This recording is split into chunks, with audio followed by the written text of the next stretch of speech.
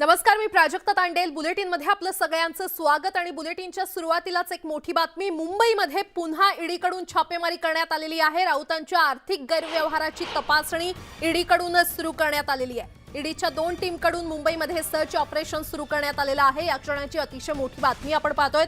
मुंबईमध्ये पुन्हा ईडी छापेमारी करते. संजय राऊत यांच्या आर्थिक गैरव्यवहाराची तपासणी ईडीकडूनच सुरू करण्यात आलेली आहे आणि ईडीच्या 2 टीम सध्या मुंबईमध्ये सर्च ऑपरेशन राबवत आहेत. पत्राचा आर्थिक गुन्हे प्रकरणी ही चौकशी सध्या सुरू आहे. राऊतांच्या आर्थिक गैरव्यवहाराची चौकशी करण्यासाठी ईडीच्या टीम आता सक्रिय झालेल्या आहेत. ईडीच्या 2 टीमकडून मुंबईमध्ये सर्च ऑपरेशन राबवण्यात येत आहे.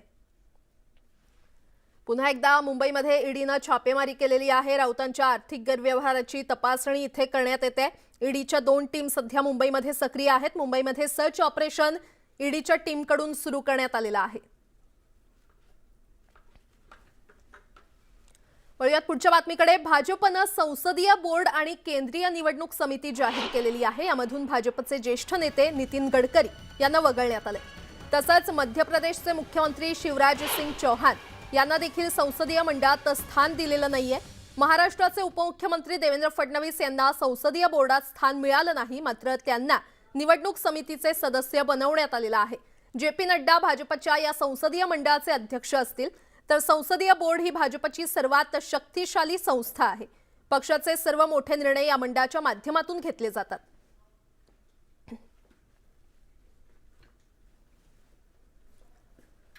तर यावर अधिक बोलण्यासाठी आपल्यासोबत भाजपचे नेते प्रवीण दरेकर सध्या जोडले गेलेले आहेत. भाजप निवडणूक समितीची घोषणा दरेकर केलेली आहे आणि गडकरींना यामध्ये वगळण्यात आलेलं आहे. आपली काय प्रतिक्रिया? आपण गडकरींना वगळण्यात आले अशा प्रकारची बातमी चालवत आहे, परंतु देवेंद्र फडणवीस यांना त्या निवड समितीत घेतलंय हे महत्वाचं आहे. त्याच्यामुळे मला वाटतं गडकरी साहेब हे आमच्या पक्षाचे ज्येष्ठ नेते आहेत, पक्षाचे वरिष्ठ नेते आहेत. आता महाराष्ट्रामधनं देवेंद्र फडणवीस यांना केंद्रीय निवड समितीवर घेतलंय, हा महाराष्ट्राचा बहुमान आहे ना. एक तरुण नेतृत्व देश पातळीवर त्या ठिकाणी महत्वाच्या समितीत जात असेल तर दुसऱ्या नेत्याला घेतलं नाही, तो नकारात्मक भूमिका त्या ठिकाणी घेण्यापेक्षा आपल्या एका होतकरू नेत्याला मोठी संधी त्या ठिकाणी मिळालेली आहे, त्याचं मला वाटतं आपल्या सगळ्यांना कौतुक वाटलं पाहिजे, अभिमान वाटला पाहिजे. आणि गडकरी तर मार्गदर्शकच आहेत, देवेंद्रजींचे मार्गदर्शक आहेत, पक्षाचे मार्गदर्शक आहेत आणि ते पक्षाचे मोठे नेतेच आहेत. मला वाटतं देवेंद्रजी हे देशामध्ये एक तरुण नेतृत्व आहे, ज्यांनी 5 वर्ष महाराष्ट्राचा मुख्यमंत्री म्हणून अत्यंत उत्तम कारभार केला. आजही 2.5 वर्षात महाराष्ट्रामध्ये जी स्थिती निर्माण झाली त्यावर उपाय म्हणून आज सरकार त्या ठिकाणी बनवलं आणि पक्षाचे अनेक राज्य प्रभारी म्हणून निवडणुकांचं कामकाज केलेलं आहे, संघटनेचं कामकाज केलेलं आहे. आणि त्याच्यामुळे मला वाटतं त्यांच्या कर्तृत्वाचा सन्मान भारतीय जनता पार्टीच्या केंद्रीय नेतृत्वाने केलेला आहे. मी त्यांचं अभिनंदन करतो. तुमचा मुद्दा लक्षात आला. तर फडणवीसांना संधी देत त्यांचा सन्मानच करण्यात आलेला आहे असं दरेकर यांनी म्हटलेलं आहे. महाराष्ट्र ग्रामपंचायत सुधारणा विधेयक विधानसभेत मंजूर झालेलं आहे. मंत्री गिरीश महाजन यांनी हे विधेयक मांडलं होतं. हे विधेयक बहुमतानं पारित करण्यात आलंय. या विधेयकामुळे थेट जनतेतून सरपंच आता निवडला जाणार आहे. शिंदे सरकारनं हा मोठा निर्णय घेतलेला आहे. ग्रामपंचायत सुधारणा विधेयक मंजूर करण्यात आलेलं आहे. त्यामुळे मवियाला पुन्हा एकदा मोठा धक्का बसलाय. सन 2022 चे विधानसभा विधेयक क्रमांक 18 महाराष्ट्र ग्रामपंचायत सुधारणा विधेयक 2022 मी सभागृहासमोर ठेवतो. प्रश्न असा आहे की सन 2022 चे विधानसभा विधेयक क्रमांक 17 महाराष्ट्र जिल्हा परिषद व पंचायत समित्या दुसरी सुधारणा विधेयक 2022 मांडण्यास सभागृहाची अनुमती आहे काय? झालं ना, झालं. आता विधेयक होऊ दे. अनुकूल असतील त्यांनी होय म्हणावे, प्रतिकूल असतील त्यांनी नाही म्हणावे. होयचे बहुमत आहे. प्रस्ताव संमत झाला.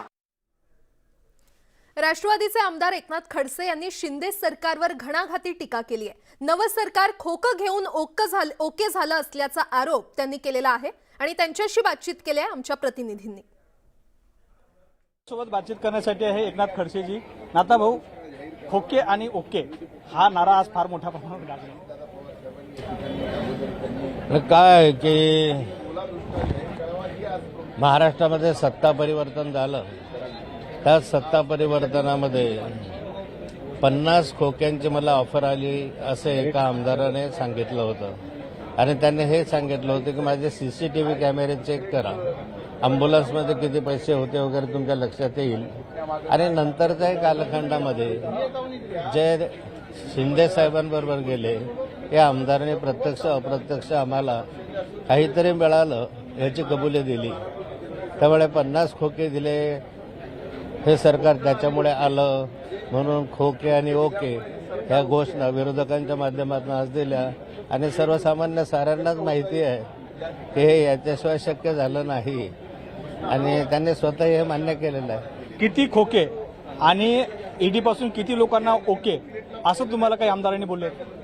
आमदार तर नाही बोलले मला, मी टीव्हीवरच पाहतो होतो की 50 खोके दिले आणि 50 खोके मिळाले हे टीव्हीवरच पाहिलं. त्यामुळे खोके ओके झाडी डोंगर हे मनोरंजन सगळं आपण तुमच्या इलेक्ट्रॉनिक मीडियाच्या माध्यमातून पाहिलं आणि त्या आधारावरच मला वाटतं घोषणा दिलेल्या असतील. तुम्ही सभागृहात आहात आणि सभागृहामध्ये काही आमदार भेटले असतील, त्या आमदारांनी तुम्हाला खोके मिळाले असल्याचं ओके सिग्नल काही दिलंय? वरच्या सभागृहामध्ये कुणीही खोके घेतले नाही. जे सभागृहात घेतले असतील किंवा नसतील ते खालच्या सभागृहातले विषय आहेत. त्यामुळे वरच्या सभागृहात तसा कुठलाही विषय नाही आहे. व्हिडिओ जर्नलिस्ट प्रवीण शेट्टीसह विनोद राठोड, न्यूज 18 लोकमत, मुंबई. पावसाळी अधिवेशनाच्या पहिल्याच दिवशी विधिमंडळाच्या पायऱ्यांवर विरोधकांकडून आंदोलन करण्यात आलं. अतिवृष्टीग्रस्त शेतकऱ्यांना मदत, ओला दुष्काळ जाहीर करण्याच्या मागणीसाठी विरोधक आक्रमक झाले होते. यावेळी विरोधकांकडून राज्य सरकार विरोधात जोरदार घोषणाबाजी करण्यात आली. ईडी सरकार हाय हाय, 50 खोके एकदम ओके अशी घोषणाबाजी विरोधकांकडून करण्यात आली.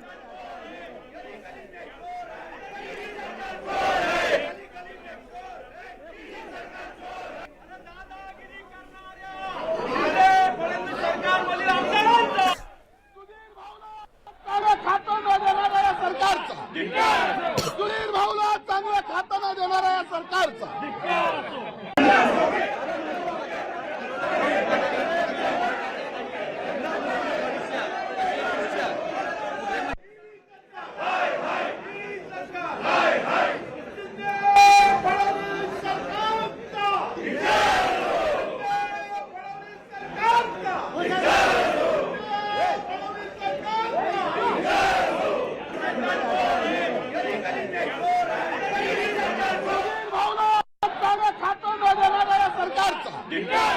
सुधीर भाऊला चांगलं खातं न देणारा या सरकारचा ओला दुष्काळ न जाहीर करणाऱ्या सरकारचा ओला दुष्काळ जाहीर न करणाऱ्या या सरकारचा संजय शिरसाटला मंत्रिपद न देणाऱ्या या सरकारचा अरे ईडी सरकार, अरे ईडी सरकार, अरे ईडी सरकार शेतकऱ्याला मदत न करणाऱ्या या सरकारचा शेतकऱ्याला मदत न करणाऱ्या या सरकारचा आज संबंध विरोधी पक्षात असणारी महाविकास आघाडी एकजुटीनं महाराष्ट्राच्या शेतकऱ्याच्या हक्कासाठी या ठिकाणी पहिल्या दिवशी अधिवेशनात पायऱ्यावरती आंदोलन करतो. आज आम्ही पायऱ्यांवर बसून देखील आंदोलन केलं. 2-3 गोष्टींवर महत्त्वाचं. एक तर हे सरकार जे आहे ते लोकशाही विरोधी सरकार आहे, बेईमानांचं सरकार आहे. दुसरं अर्थात शेतकऱ्यांचा खूप मोठा प्रश्न आहे, तो देखील आम्ही आज आवाज उठवण्याचा प्रयत्न केला. मुळात म्हणजे आपण जर बघत असाल तर हे जे काही चाललेले राज्यात हे फक्त आणि फक्त राजकारण चालू आहे. कुठेही जनतेचा आवाज हा त्यांना ऐकू जात नाही. बंडखोरीनंतर शिवसेनेमध्ये 2 गट पडल्यानंतर पावसाळी अधिवेशनाच्या पार्श्वभूमीवर विधानभवनातील शिवसेनेचं कार्यालय कुणाला मिळणार याकडे सगळ्यांचं लक्ष लागून होतं. शिवसेनेचं विधानभवनातील पक्ष कार्यालय हे ठाकरे गटाकडेच राहणार आहे. विधानभवनाच्या 3ऱ्या मजल्यावर शिवसेनेचं हे पक्ष कार्यालय, तर मुख्यमंत्री एकनाथ शिंदे यांच्या गटाला विधानभवनातील 7व्या मजल्यावर पक्ष कार्यालय मिळालेलं आहे.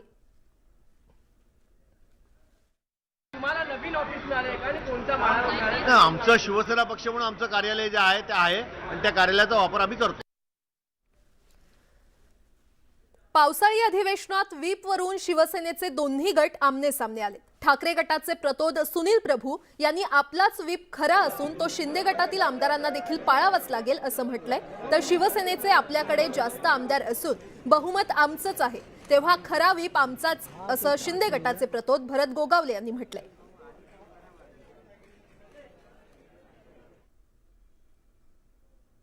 घटनेच्या विरोधात काम करतात त्याच्यावर आम्ही काही करू शकत नाही. आम्ही न्यायदेवतेकडे न्याय मागितलेला आहे. आम्ही घटनेचे सेवक आहोत, घटनेचे पुजारी आहोत आणि घटना हे मानूनच चालू. जर आपण कायद्यात बघितलं आणि घटनेत बघितलं तर व्हीप हा शिवसेनेचा म्हणजे आमचाच आहे. हे जे 40 गद्दार आहेत त्यांचा ना व्हीप आहे ना नैतिक त्यांचा अधिकार आहे तिथे बसवण्याचा. शिवसेना पक्षाने व्हीप जारी केलेला आहे. जे लोक शिवसेना पक्षाच्या चिन्हावर निवडून आलेले आहे, यामधून जो गटनेता पक्षप्रमुखांनी आणि नेमलेला आहे त्यांना व्हीप जारी करण्याचा अधिकार आहे. तो शिवसेनेनं जारी केलेला आहे. त्याचं पालन करावं लागेल आणि त्याचं पालन नाही झालं तर ती पक्षविरोधी कारवाई ठरेल. विधानसभेच्या दप्तरी असलेल्या नोंदीनुसार 2019 मध्ये पक्षप्रमुख उद्धव ठाकरे यांनी या विधिमंडळाच्या प्रथेनुसार, परंपरेनुसार, नियमानुसार अध्यक्षांना जे पत्र दिलंय त्या पत्रावरती शिवसेना पक्षाचे प्रतोद म्हणून माझी नेमणूक आहे आणि ती जी नेमणूक आहे ती यापुढे कंटिन्यू आहे असं आत्तापर्यंत तरी या दप्तरी नोंद आहे. माझा व्हीप जो आहे तो शिवसेना पक्षाच्या मुख्य प्रतोद म्हणून आहे. त्यामुळे शिवसेना पक्षाच्या प्रत्येक सदस्याला माझा व्हीप लागू होणार आहे.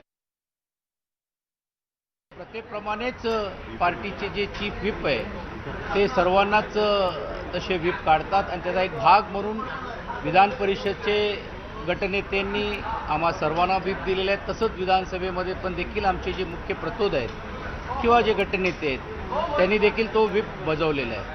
आता अध्यक्षांचा तो अधिकार आहे कोणाचा मानायचा की नाही मानायचा, पण आपल्याला सर्वांनाच माहीत आहे की ही संपूर्ण चर्चा किंवा या संपूर्ण प्रकरण हे माननीय सर्वोच्च न्यायालयामध्ये आणि म्हणून ज्यावेळी अध्यक्ष कुठचाही निर्णय जर घेणार असतील तर त्यांच्यासमोर कायद्याचा देखील अनेक काही ज्या प्रक्रिया आहे त्या प्रक्रिया पण देखील त्यांना करावं लागेल. आमचा लढा आम्ही सुरूच ठेवणार आहे.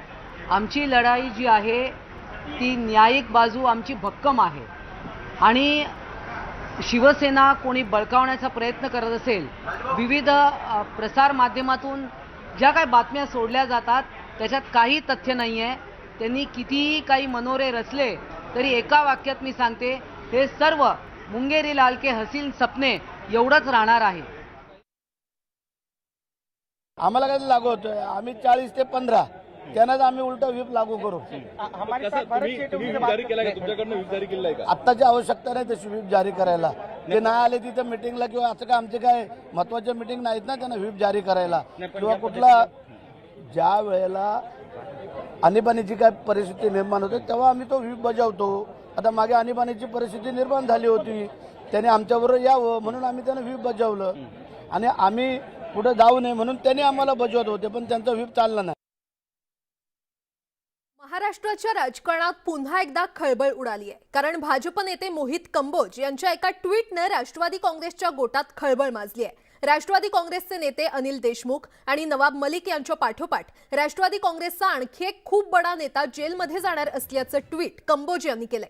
त्यानंतर मोहित कंबोज यांनी आणखी एक नवं ट्विट करताना अनिल देशमुख, नवाब मलिक, संजय पांडे आणि संजय राऊतांचं नाव घेत 5वी जागा रिकामी ठेवली आहे. आतापर्यंतचा इतिहास पाहता जेव्हा जेव्हा भाजप नेते मोहित कंबोज आणि किरीट सोमय्यांनी आरोप केलेत तेव्हा तेव्हा राजकीय नेत्यांवर ईडी आणि सीबीआयची कारवाई झालेली आहे. त्यामुळे आता कुणावर कारवाईचा बडगा उगारला जाणार याकडे सगळ्यांचं लक्ष लागलंय. दरम्यान मोहित कंबोज यांनी काय ट्विट केलंय आपण ते देखील पाहूयात. हे ट्विट सेव्ह करा. राष्ट्रवादीचा एक मोठा नेता लवकरच नवाब मलिक आणि अनिल देशमुख यांची भेट घेणार. सिंचन घोटाळ्याच्या प्रकरणाची पुन्हा चौकशी झाली पाहिजे. जे 2019 मध्ये परमबीर सिंग यांनी बंद केलं होतं असं ट्विट मोहित कंबोज यांनी केलं. दरम्यान मोहित कंबोज यांच्या ट्विटनंतर राष्ट्रवादीकडून देखील प्रतिक्रिया उमटलेली आहे. मोहित कंबोजला ईडीच्या कारवाईची आधीच माहिती कशी मिळते याची चौकशी झाली पाहिजे अशी मागणी अमोल मिटकरी यांनी केली आहे. आणि अमोल मिटकरींशी याबाबत बातचीत केलेली आहे आमचे प्रतिनिधी अजित मांढरे यांनी. आपल्यासोबत अमोल मिटकरी साहेब आहेत. मिटकरी साहेब, ज्या पद्धतीने मोहित कंबोज यांनी ट्विट केलेलं आहे की आणखी एक राष्ट्रवादीचा मोठा नेता जो आहे तो अनिल देशमुखांनी नवाब मलिक यांच्यावर जेलमध्ये जाणार. हा काही भविष्यवेत्ता नाही. मोहित कंबोजला फक्त आणि फक्त भारतीय जनता पार्टीच्या समर्थनात लष्करी देवेंद्रच्या चौथ्या फळीचा नेता म्हणून उभा केलेला आहे. तो कोणाच्या इशाऱ्यावर काम करतो अख्ख्या महाराष्ट्राला माहीत आहे. मागं त्यांनी सुंदर हनुमान चालिसावरून असंच राजकारण करण्याचा प्रयत्न केला होता. आज त्यांनी काहीतरी ट्विट केलं. त्याच्या ट्विटला फारसं महत्त्व द्यावं असं मला वाटत नाही. फक्त पावसाळी अधिवेशनाच्या तोंडावर काहीतरी आभास निर्माण करण्याचा त्याचा एक प्रयत्न. पुढे अरुण पेडणेकरचा, अजित मांढरे, न्यूज 18 लोकमत, मुंबई. म्हणणं आहे की जर ट्विट करायचं असेल तर आजही मंत्रिमंडळाच्या मध्ये असलेल्या लोकांचा किंवा सरकारला पाठिंबा देणारे जे काही आमदार जे आज दिसत आहेत त्यांच्याबद्दलचे ट्विट काढा ना, त्याची चर्चा करूया. मग एकदा होऊन जाऊ द्या की भारतीय जनता पार्टीच्या अधिकृत हँडलवरती, सोशल मीडियाच्या हँडलवरती किती ट्विट केले गेलेले आहेत त्याची चर्चा केली पाहिजे. आणि मला वाटते मनोज कंबोजनी त्यांच्याकडे पण लक्ष द्यायला पाहिजे की अगोदरचे ट्विटचं काय झालं.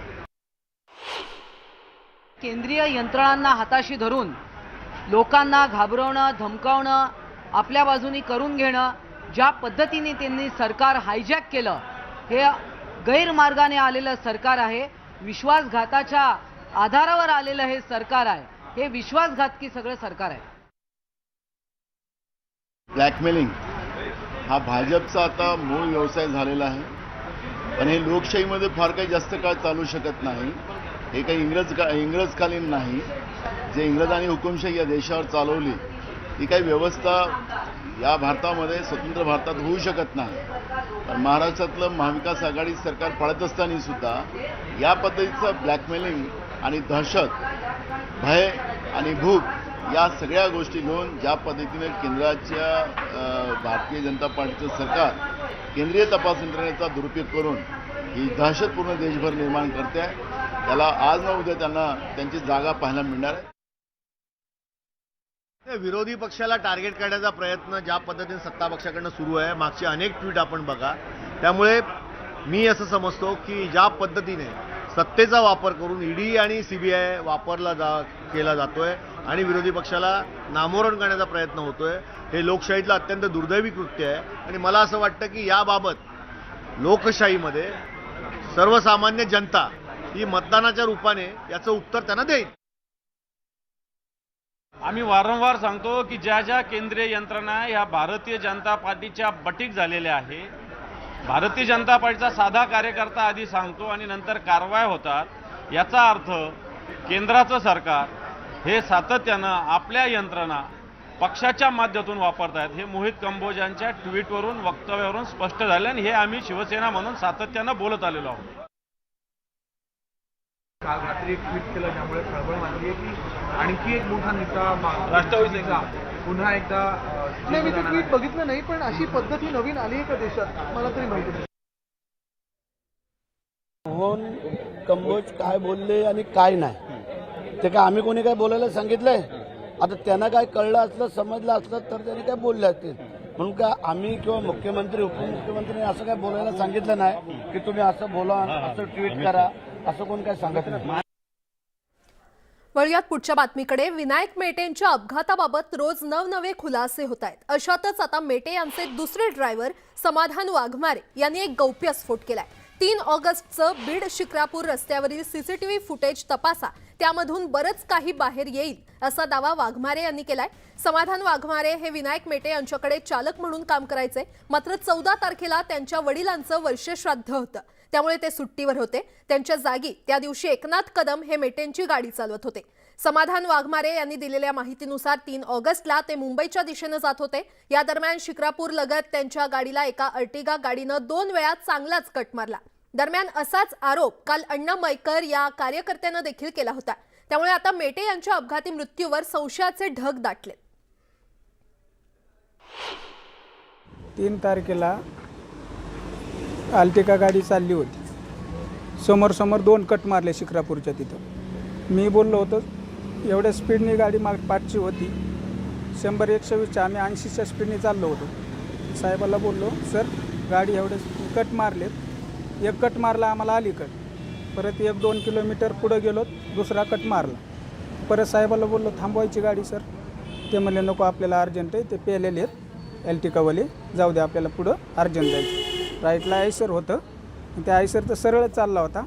परत पुढं लेपला आलं आयसरचं काय नव्हतं, पण ॲल्टिकावाल्याने आम्हाला 2 कट मारले ना. असं इथं CCTV कॅमेरा पूर्ण चेक करावा त्या रोडला. मला ह्याच्यात अपेक्षा हीच वाटते, सगळे CCTV शिक्रापूर रोडचे चेक करावं आणि तेच आयसर आहे का हे समोरच्यानी सगळं हे करावं. गाडीत आता हे दोघंच होते, त्यांनाच माहिती एअरबॅग 2च कसं काय हे आले, कारण मागचं एअरबॅगच खुललं नाही. ते मला अचंबा वाटते कसं काय नाही झालं. मग यशवंतराव चव्हाण मुंबई पुणे द्रुतगती महामार्ग हा भारतातला पहिला एक्सप्रेस वे आहे. पण विनायक मेटेंच्या मृत्यूनं या एक्सप्रेस वेवरच्या सुरक्षेचा मुद्दा पुन्हा एकदा ऐरणीवर आलाय. अपघातानंतर तातडीच्या उपचारासाठी इथे ट्रॉमा केअर सेंटर आहे. याचा नेमका कसा उपयोग होतो, अपघात आणि रस्ते सुरक्षेच्या बाबतीत कोणत्या ठोस उपाययोजनांची गरज आहे, आढावा घेऊयात या स्पेशल रिपोर्टमधून.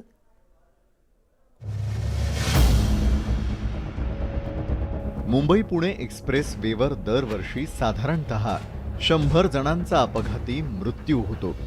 अपघात होण्याची अनेक कारणं आहेत, पण या अपघातांमध्ये 99% अपघात हे टाळता येऊ शकणारे आहेत. वेगाची मर्यादा न पाळणं, लेन कट करणं, वाकडी तिकडी गाडी चालवणं, मुंबई पुण्यातून वाहतुकीतून सुटल्यावर बेफाम गाडी चालवणं, अशी अनेक कारणं वाहन चालकांच्या चुकांसाठी दिली जातात.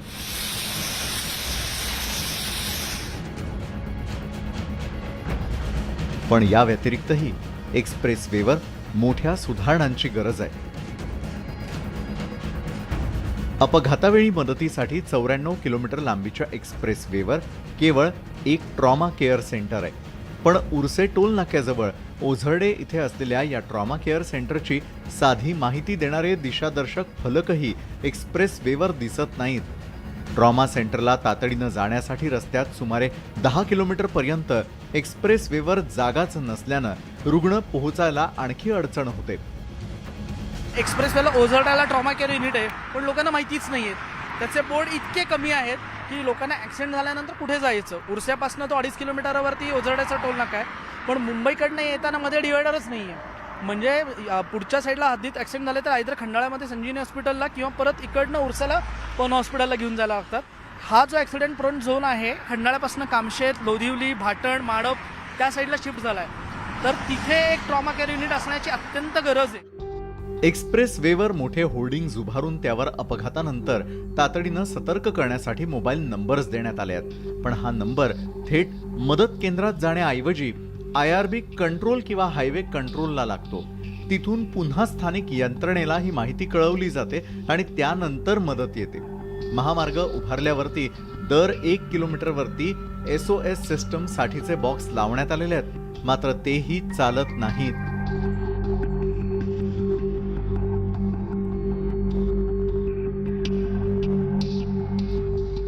ही यंत्रणा केवळ नावापुरती उभारण्यात आली. हा एक्सप्रेसवे सुरू झाल्यापासून आज तागायत ही यंत्रणा कधीही कार्यान्वित झाली नाही. आजही आपण त्याची अवस्था बघतोय. जर अपघात झाला तर या यंत्रणेचा वापर करण्याऐवजी मोबाईल नंबर कंट्रोल रूमचे देण्यात आले, त्यावरती फोन करून तुम्ही अपघातसमयी मदत मागू शकता. आणि ज्यांना मोबाईलवरती संपर्क करायचा आहे त्यांचा जीव केवळ वाचू शकतो. ज्यांच्याकडे फोन नाही किंवा ज्यांच्या मोबाईलमध्ये नंबर सेव्ह नसेल त्यांनी आपला जीव राम भरोसे सोडावा. लोणावळा ते मुंबई या दरम्यान अपघाताचं प्रमाण जास्त आहे, मात्र तिथे ट्रॉमा सेंटर किंवा कुठलंही हॉस्पिटल नाही. त्यामुळे तातडीची मदत मिळण्यात मोठी अडचण होते. परिणामी मृत्यूची संख्या वाढते.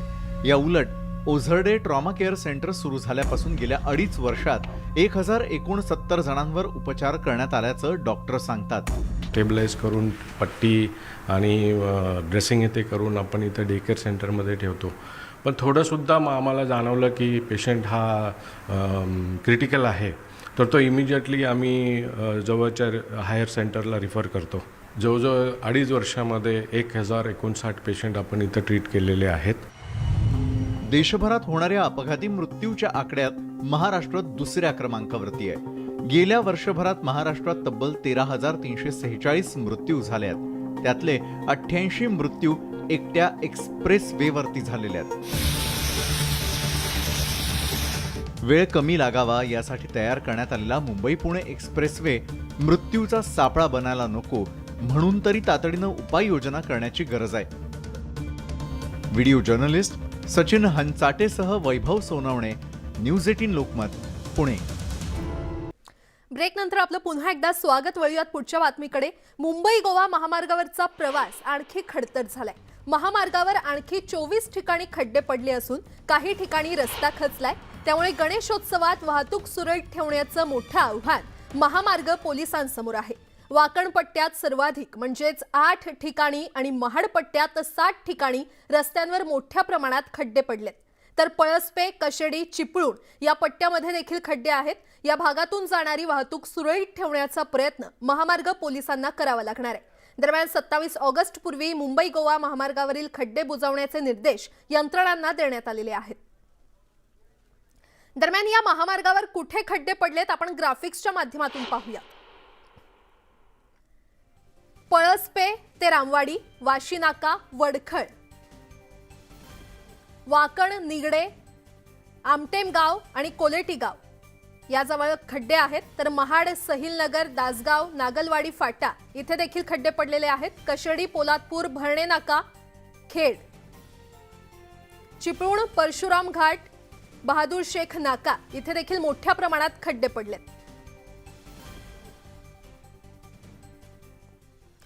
तिकडे भिवंडी तालुक्यातील वसई रोडवर मोठ्या प्रमाणात खड्डे पडलेले आहेत आणि त्यामुळे नागरिकांच्या तक्रारीनंतर मालोडी येथील टोलनाक्यावर खड्डे बुजवण्याचं काम हाती घेण्यात आलंय. मात्र हे खड्डे बुजवताना कंत्राटदारांकडून कामचुकारपणा केला जात असल्याचं वास्तव समोर आलंय. टोल वसुली करणाऱ्या सुप्रीम कंपनीच्या कंत्राटदारानं चक्क खड्डे भरताना खड्ड्यात पाणी साचलं असताना त्या पाण्यातच डांबर मिक्स खडी टाकली. कंत्राटदाराच्या या प्रकाराचा व्हिडिओ व्हायरल झाल्यानंतर सुप्रीम कंपनीवर नागरिकांनी संताप व्यक्त केलाय.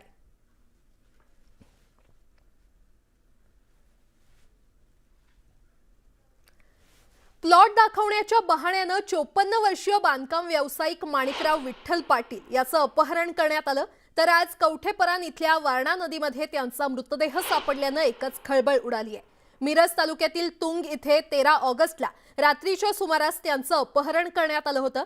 त्यानंतर त्यांचा शोध सुरू होता. मात्र आता त्यांचा मृतदेह सापडल्यानं नातेवाईकांनी घातपात असल्याचा संशय व्यक्त केलाय. पोलीस घटनास्थळी दाखल झाले असून आरोपींचा शोध सुरू आहे.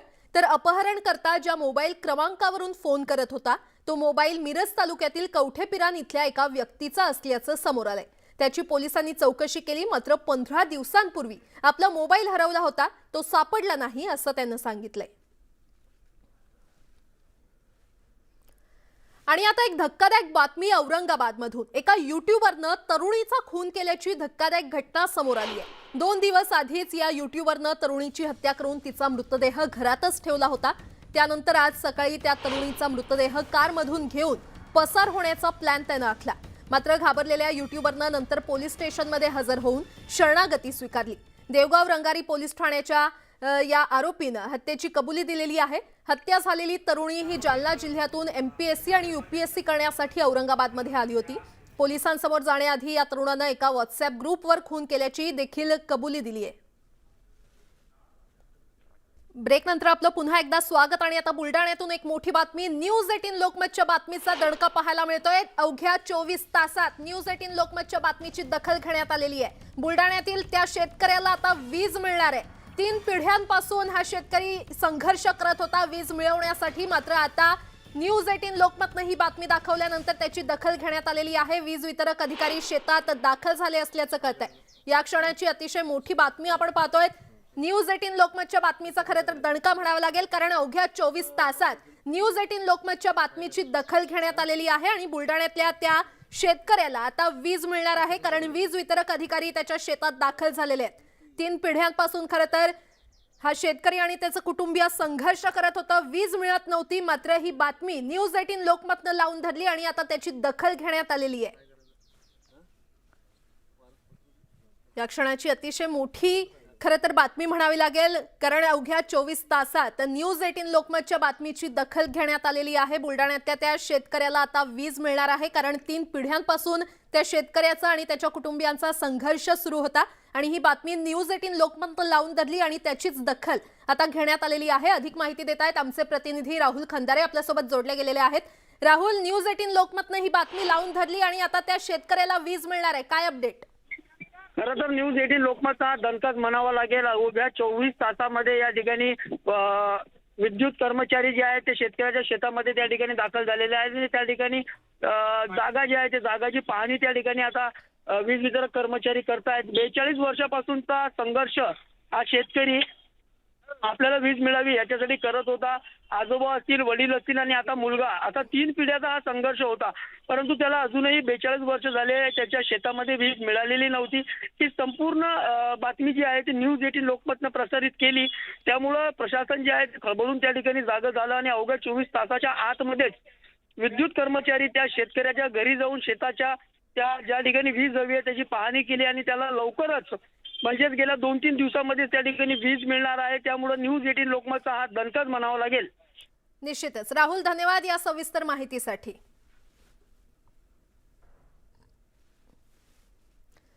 विनायक मेटे यांचे भाचे बाळासाहेब चव्हाण यांची पत्रकार परिषद सुरू आहे. थेट जाऊयात. हे स्वर्गवासी झालेत, आज आपल्यातून हरवलेत. आज त्या माध्यमातून आज मी तुमच्या समोर आलोय की 2 ते 3 दिवस झालं आज आपल्यातून मेटे साहेब नाही आहेत. एवढं दुःखातून आजपर्यंत आम्ही सावरलेलो नाही आहेत. खूप मोठं दुःख झाले. त्यातून आज 3 दिवसानंतर आज तुमच्यासमोर येण्याचं मी ठरवलं की ठीक आहे, आपण आज त्यांच्यासमोर जाऊयात आणि मीडियाच्या तुमच्या माध्यमातून जे काही साहेबांच्या बाबतीत घडले, 14 तारखेला सकाळी जात असताना बीडवरनं मुंबईला जात असताना पुणे मुंबई हायवेवरती एक्सप्रेस हायवेवरती त्यांचं गाडीचा दुर्दैवी ॲक्सिडेंट झाला आणि त्यामध्ये साहेबांचं निधन झालं. पण ह्याला निधन झालं ह्याच्यामध्ये ॲक्सिडेंट झाला आहे का घातपात झाला आहे हे आणखी निष्पन्न झालेलं नाही आहे. ज्या वेळेस ड्रायव्हरला बोलल्या जातं तो ड्रायव्हर वेगळं वेगळं स्टेटमेंट देतो. त्या दिवशी सकाळी 14 तारखेला मला 5:30च्या दरम्यान कॉल आला. आमचे शिवसंग्रामचे प्रवक्ते तुषारभाऊ काकडे यांचा फोन आला. मला एक 5:30च्या दरम्यान फोन आला की म्हटले साहेबांच्या गाडीचा अपघात झाला आहे, आपल्याला जायचं आहे. त्यावेळी मी जसा तसा निघालो. त्यानंतर मला साहेबांच्या PAचा फोन आला, विनोदजी काकडेंचा. तर त्यांनी सांगितलं, बाळासाहेब तुम्ही लवकरात लवकर दुसऱ्या बोगद्याच्या जवळ जा. मी त्यांना विचारलं साहेबांबरोबर कोण आहे, तर त्यांनी फक्त मला एवढंच सांगितलं की ड्रायव्हर आहे. माझ्याकडून विसरून गेलं की कुठला ड्रायव्हर सोबत आहे. साहेबांकडे 3 ड्रायव्हर होते, तर त्यामधला कुठला ड्रायव्हर आहे. तर मी परत विनोदजींना फोन केला पण त्यांचा फोन व्यस्त लागला. मग मी त्याचा मावस भाऊ साहेबांचा भाचा आकाश जाधव हे मुंबईच्या ऑफिसमध्ये असतात, तर मी त्यांना कॉल केला. त्यांना विचारलं साहेबांबरोबर कोण आहे, ड्रायव्हर कोण आहे. तर त्यांनी मला एकनाथ सांगितलं. मी पुढचं न बोलता फोन कट केला आणि एकनाथला फोन ट्राय केला. तर एकनाथचा व्यस्त लागत होता, एक तर त्याचा फोन लागत नव्हता. परत मी साहेबांनाही कॉल केला, साहेबांचा उचलला गेला नाही. त्यानंतर मी परत एकनाथला ट्राय केला, एकनाथनी फोन घेतला. तर त्यावेळेस मी त्याला बोललो की तू कुठे आहेस मला सांग. तर तो फक्त रडायला लागला. अरे म्हटलं तू कुठे, मला लोकेशन दे. तर तो लोकेशन देत नव्हता. फक्त त्यांनी मला विचारलं की तुम्ही कोण बोलताय. रोज तो सातत्याने माझ्याबरोबर असताना तो साहेबांच्या बरोबर 12 वर्ष काम करतोय. त्याच्याकडे माझा नंबर आहे. मी दुसऱ्या मोबाईलवरनं जरी कॉल केला तर तो मला माझ्या नावाने बोलायचा. मग त्याला कालच का की मी आठवलं नाही की माझा नंबर शेव असतानाही त्याला कसं कळलं नाही की बाळासाहेब चव्हाणांनी फोन केला आहे. मी स्वतः त्याला सांगितलं मी बाळासाहेब चव्हाण बोलतोय. मग तो म्हणला बाळासाहेब तुम्ही कुठे, तुम्ही लवकर इथं या. मी त्याला तेच सांगत होतो, तू कुठे लोकेशन मला दे, मी तिथं येतोय आणि मी निघालोय. मी चांदणी चौकापर्यंत आलोय. तो काय रडायचं सोडत नव्हता आणि लोकेशनही देत नव्हता. मग त्यानंतर मी त्याला सांगितलं तिथं कोण आलंय का, तुला मदत मिळली का, मिळाली नसेल तर मी मदत मिळवण्यासाठी फोन करतो. तर मग त्यांनी एक व्यक्ती तिथं होते मदतीसाठी आलेले, त्यांच्याकडे फोन दिला. मी त्यावेळेस त्यांना विचारलं की बाबा हे कुठल्याच स्पॉटला आहेत, कुठल्या लोकेशनला आहेत, मी निघालोय. त्यांनी मला विचारलं तुम्ही कोण आहात. म्हणलं मी मेटे साहेबांचा भाचा आहे आणि मी त्यांच्याकडे यायला निघालो. तर त्यांनी मला सांगितलं की आम्ही मदत मागितली, एक 5 मिनिटामध्ये ॲम्ब्युलन्स पोहोचेल, मदत आम्ही दिली आहे ना. त्यानंतर मी त्यांना तिथली परिस्थिती विचारली, अपघात कसा झाला आहे आणि गाडी कशी आहे आणि कुणाला किती लागले. तर त्यांनी मला जाग्यावरती सांगितलं की ड्रायव्हरला काहीही कुठेही लागलेलं नाही आहे, तो चांगला आहे. आणि बॉडीगार्ड जे आहेत जे साहेबांचे अंगरक्षक पोलीस होते ते बेशुद्ध आहेत, पण त्यांचा श्वास चालू आहे. त्यांनी मला एवढं विचारलं, तुम्ही ऐकण्याच्या क्षमतेमध्ये आहात का? म्हणलं हो आहे. तर त्यांनी मला एवढं सांगितलं की साहेब जाग्यावरती गेलेले आहेत, पण ड्रायव्हरचं स्टेटमेंट असं येत होतं की हॉस्पिटल MGM हॉस्पिटलमध्ये नेल्याच्या नंतर तो असा म्हणत होता की साहेबांच्या पायाला आणि डोक्याला थोडंसं लागलेलं आहे आणि साहेब बरे आहेत. आणि मी साहेबांना 20 मिनिटापर्यंत अर्ध्या तासापर्यंत बोलत होतो, साहेब तुम्ही कसे आहेत, बरं आहेत का? हो बरं आहे. पण ज्यावेळेस मी साहेबांना कॉल केला तर साहेबांनी माझा फोन रिसीव्ह केला नाही. मग ह्याला काय समजायचं? सातत्याने तो त्याचं स्टेटमेंट रोज बदलत चाललाय. मग ह्याला घात का अपघात म्हणायचं का घात म्हणायचं? ह्या पोलीस प्रशासनाला मला एवढीच मागणी करायची, माननीय महाराष्ट्र राज्याचे मुख्यमंत्री उपमुख्यमंत्री साहेबांनी 8 लोकांची समिती नेमली, त्या समितीचं पुढं काय झालं त्याचा आणखी रिपोर्ट ना आमच्याकडे आला ना साहेबांच्या कुटुंबाकडं, आमच्या ज्योतिताई मेटेंकडे गेला. आज आम्ही आमचं सर्वस्व गमावले. ह्याचं गांभीर्य प्रशासनाने घ्यायला हवंय आणि महाराष्ट्रातल्या सर्वसामान्य जनतेला आज जे काय पोरकापणा झालाय त्या पोरकापणाचा एक हा अपघात आहे का घात आहे ह्याचं निश्चित आम्हाला त्याची माहिती हवी आहे. ह्या दुःखामधून अजून आम्ही कुटुंबातील कुणीही सावरलेलो नाही आहेत. हे खूप मोठं आमच्यासाठी दुःख आहे. कुटुंब प्रमुखच आमचा नाही आहे, अवघा शिवसंग्रामचा सोडता अख्ख्या महाराष्ट्रातील लोकांची हळहळ आहे.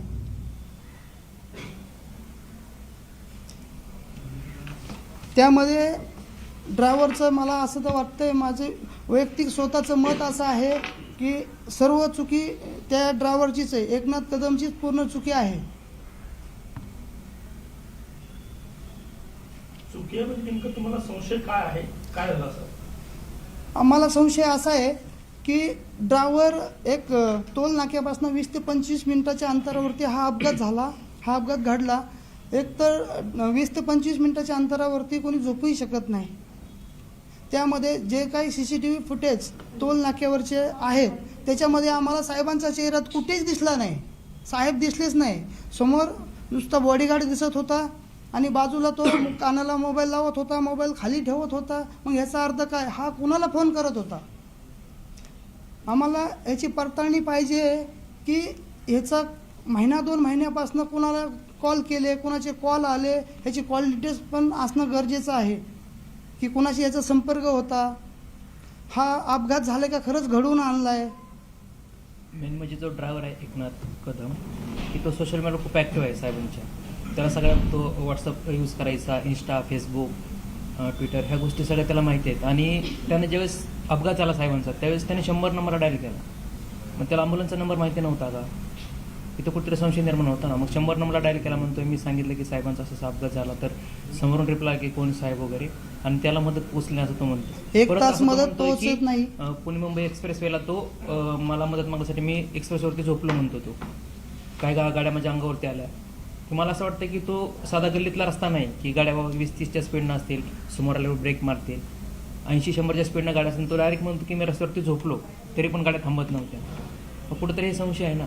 संशयाला वाव म्हणजे आदरणीय ताई आमच्या काकी ज्योतिताई मेटे की त्यांनी पण त्याला कॉल केला की एकनाथ तुम्हाला लोकेशन शेअर कर व्हॉट्सअपला. मग तो लोकेशन का शेअर करत नव्हता? मग त्यांनी तिथं मदत पोहोचली असते काकींनी किंवा बाकीच्या पुण्यातल्या काही लोकांनी किंवा ज्यांना त्याने फोन केला, तर मग लोकेशन शेअर करायला काय प्रॉब्लेम होता त्याला? तो लोकेशन शेअर करत नव्हता आणि तो सांगतो की साहेब मला म्हणतो की मला काही झालेलं नाही, मी व्यवस्थित आहे, तुला लागले का? म्हणजे तो प्रत्येक वेळेस त्याचं जे स्टेटमेंट आहे तो चेंज करतोय. त्याच्यामुळे कुठेतरी की किंवा शिवसंग्रामचे कुटुंब आहे, शिवसंग्रामचं नाही, या सर्व लोकांचं किंवा प्रत्येकाच्या मनात निर्माण होणार की हे काय झालंय, तो असं का, म्हणजे तो त्याच्यामध्ये ते ठाम नाही, त्याची चुकी आहे का हा घात आहे, त्या काय गोष्टी. आता ऑलरेडी तपास सुरू आहे, पोलिसांकडे तपास आहे, ते तपास करत आहे. काल स्वतः मेटेंच्या पत्नींनी त्याच्या संदर्भात पत्रकार परिषद घेतली. आज परत तुम्ही घेताय, म्हणजे त्याचं प्रयोजन नेमकं लक्षात आलं नाही, कारण काल त्यांनी मागणी केली होती त्याची ऑलरेडी इन्क्वायरी सुरू आहे, इन्व्हेस्टिगेशन ऑलरेडी सुरू आहे त्याचं. अगदी त्या शिक्रापूरच्या टोल नाक्यावरती कुठल्या आर्टिका पाठलाग करत होती तिची इन्क्वायरी सुरू केली. तुमच्याकडे कॉन्क्रीट इन्फॉर्मेशन कोणाकडे काही आहे का, म्हणजे तुम्ही जे म्हणताय सतत की नागपाकाची शक्यता आहे. एक दुसरी शक्यता अशी आहे की जो ड्रायव्हर आहे त्याच्या समोर अपघात झाल्यावरती मेटे साहेबांचं हे झालेलं बघून थोडा त्याच्यात घाबरला असतो की तुम्ही सांगत्या फोनवरती तो रडत होता. कुठलाही माणूस साहजिक घाबरतो, तुमच्या जवळचा इतका माणूस कोणीतरी गेला तर काय करायचं हे सुचत नाही माणसाला. ह्या अशा परिस्थितीमध्ये तो जर इतके वर्ष त्यांच्या बरोबर आहे तर त्याच्यावरती शंका घेणं तुम्हाला योग्य वाटतं का? कारण माणूस एका दिवसात तर अशा पद्धतीने लगेच बदलणार नाही. तो इतके वर्ष सोबत आहे तर ज्यांच्या सोबत होतं त्यांना जास्त लवकर कळतं माणूस आपल्या सोबत चालवायला की ज्या अर्थी त्याला घेऊन आले. उलट असं वाटत नाही का तुम्हाला की बीडहून इतक्या उशिरापर्यंत हा जो प्रवास होता पहाटे, याच्यात त्या वी आवर्स मध्ये जगभरातले सगळ्यात जास्त अपघात त्याच काळामध्ये होतात, कारण ड्रायव्हरला झोप लागते. हे साहजिक आहे, त्यांनी एवढं 400-450 किलोमीटर अंतर तो पार करून आल्यानंतर जर घातपात आहे असं तुम्हाला वाटतं तर तिथून मागचा रस्ता जो आहे तो तर अगदीच निर्मनुष्य, तिथेही त्याला करता येऊ शकला असतं. या एक्सप्रेस वेवरती पूर्ण सर्व्हेलन्स आहे, सतत गाड्या येतात जातात, हे सगळं माहिती असतं त्यांना. म्हणजे तो जर रेग्युलर असेल तर तुम्ही एक्सप्रेस वेच का असाही प्रश्न येत नाही का? म्हणजे असं नको व्हायला की फक्त शक्यतेपोटी त्यालाही आणि तो भीती म्हणजे पोलिसांनी त्याच्याकडे सतत चौकशी करायची आणि तो भीतीपोटी घाबरून त्यालाच त्याच्यामध्ये पोलीस पकडतात की काय असं वाटून सतत स्टेटमेंट बदलेल.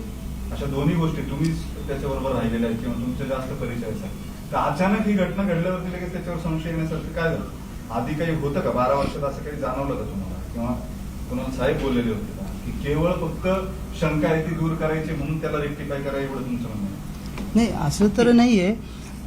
तो 12 वर्षाच्या अगोदरपासून तो 12 वर्षापासून व्यवस्थित करतच होता. आत्ताही आमचा संशय आत्ता चालू झाला आहे.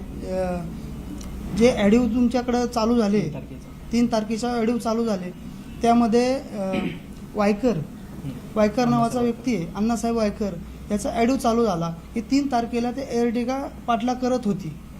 ते पाठलाग करत असताना कंटेनर समोरच येत होतं. ते येत असताना साहेबांना 2-3 वेळा त्यांनी हात वगैरे केले, ते बहुतेक पिलेली होती. तर त्यामुळं आम्हाला जास्त दाट संशय असण्याची शक्यता वाटते की कारण 20 मिनिटाच्या अंतरावरती झोप लागू शकत नाही, दुखली नाही. आणि सर्वात महत्त्वाचं म्हणजे 14 तारखेच्या साहेबांच्या गाडीवरच्या हाय स्पीडच्या पावत्या बघा.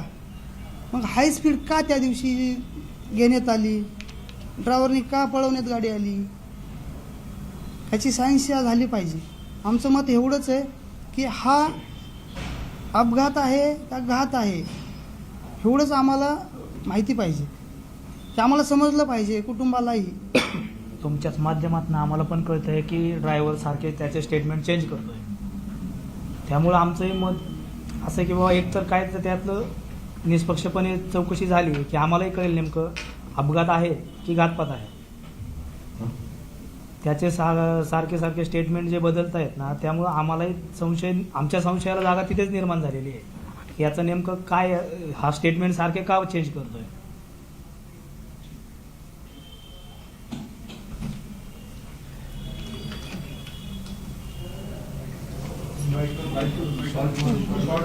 हो.